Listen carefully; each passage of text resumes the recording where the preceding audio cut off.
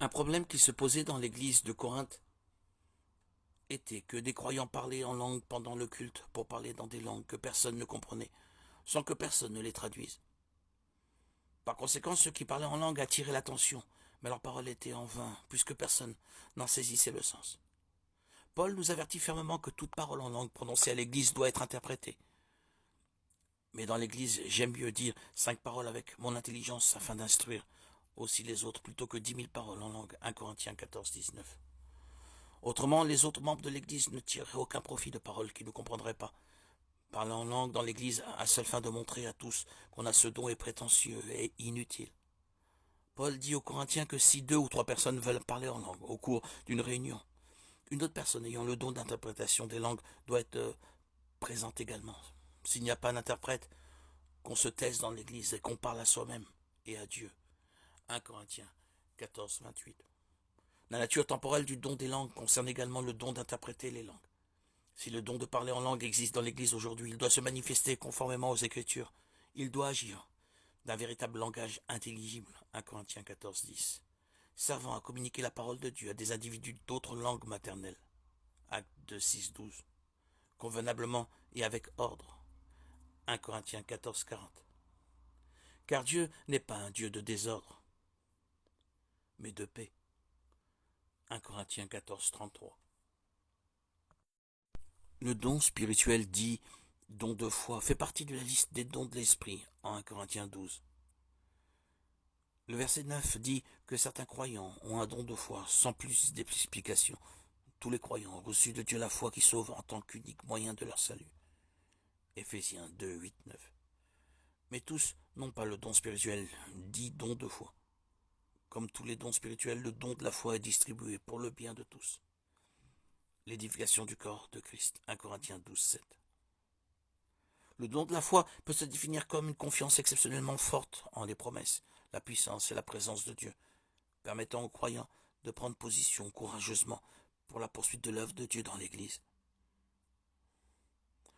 Le don spirituel dit don de foi se manifeste par une confiance inébranlable en Dieu, en sa parole et en ses promesses. On en trouve des exemples en Hébreux 11. Ce chapitre, connu comme celui des héros de la foi, décrit des hommes d'une foi extraordinaire qui leur a permis d'accomplir des choses surhumaines. Noé a passé 120 ans à construire un grand navire à une époque où la pluie n'existait pas, tandis qu'Abraham a cru qu'il aurait un enfant tandis que sa femme n'était plus en âge de procréer. Ces choses auraient été impossibles sans un don de foi. Le terme grec pour enseignement est didaskalos, qui signifie instruction. On en trouve des exemples à travers toute la Bible.